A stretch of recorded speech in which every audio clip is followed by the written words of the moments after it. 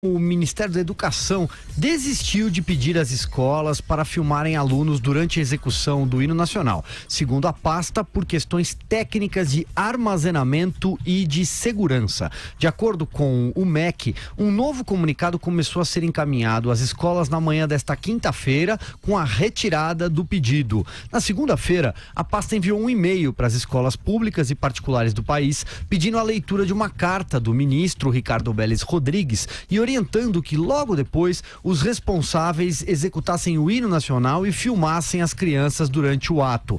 O pedido às escolas foi alvo de críticas de educadores e juristas e motivou um processo de apuração pela Procuradoria Federal dos Direitos do Cidadão e uma representação de parlamentares ao Ministério Público Federal. Vamos lá, Joel Pinheiro. Portanto, né, já havia um primeiro recuo, esse já é um segundo passo, né? E só queria citar que no começo do programa a gente lembrou que naquele café da manhã com jornalistas, o presidente Jair Bolsonaro informou que ele mesmo pediu ao ministro que o comunicado fosse refeito. Foi ele mesmo que passou o pito ali no ministro. Um pedido ridículo, né? Envolvia tanto filmar as crianças, sabe-se lá com que fim, né? Será que era para propaganda institucional futura? Será que era para ver quais escolas estavam aderindo ou não à diretriz? Já era uma coisa meio de vigilante. Sem falar na leitura do slogan político. Foi um comunicado desastrado, mas vamos ter proporções. Isso é uma coisa minúscula. Esse ponto é quase uma irrelevância. Eu, pessoalmente, não tenho nada contra, por exemplo, a execução de hino nacional nas escolas. Acho até positivo, acho os símbolos pátrios são uma coisa boa, resgatar patriotismo. Acho que a letra do hino nacional se presta também a ensinar português para as crianças, de tão rebuscada que é, se bem utilizado, não tenho nada contra isso. Mas é uma questão minúscula, não toca nos problemas reais da educação brasileira. A gente cria uma polêmica, se discute muito em cima disso, dados os absurdos daquela carta. Era algo que fazia algo quase irrelevante pela educação e fazia de forma desastrada, fazia de uma forma que gera essa reação. Você pode dizer, tudo bem, mas é só um detalhe. Eu até poderia concordar com isso, se o Ministério estivesse mostrando que existem projetos importantes, que existem projetos reais para melhorar nossa educação. Até agora não tem nada. O Ministério, nesses 2 meses, se resume a declarações desastradas e questiúnculas irrelevantes para a educação brasileira, feitas de forma desastrada e que geram críticas justificáveis. Depois tem que voltar atrás.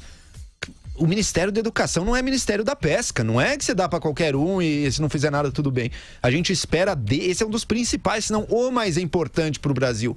Como é possível que ele esteja relegado a um grau de irrelevância tal que slogan na sala de aula vire o grande assunto dele? Carlos Andreas, a sua opinião? Isso é uma bobagem, já deu, né? Vamos para a próxima lambança e para o próximo recuo.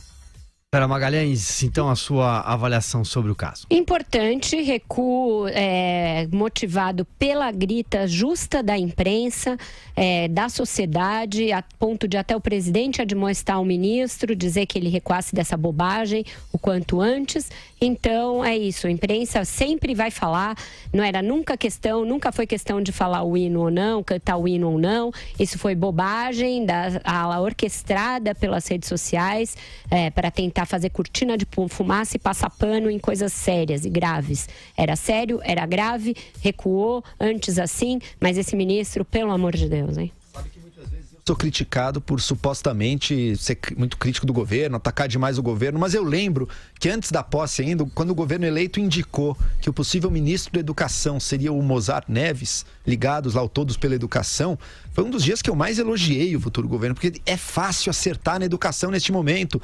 Tem gente muito preparada, que estudou o problema educacional brasileiro, que está falando de educação infantil, está falando de educação em tempo integral, em valorizar a carreira do professor, que está falando em como você financia a educação, criando mecanismos e incentivos para a melhora dela. Pensando em currículo, tem gente profissional fazendo isso, existe um projeto de reforma da educação pronta, profissionais dispostos a trabalhar e que não tem nada de petista, de esquerda. Era gente que criticava duramente o PT, porque o PT foi péssimo na educação básica também. Então tem gente disposta a trabalhar, tinha gente disposta a trabalhar com conhecimento e pronta, e que não é do outro lado. Estaria mais do que disposta a trabalhar com o governo Bolsonaro. É uma área que era tão fácil para o governo marcar um golaço e está marcando um gol contra atrás do outro.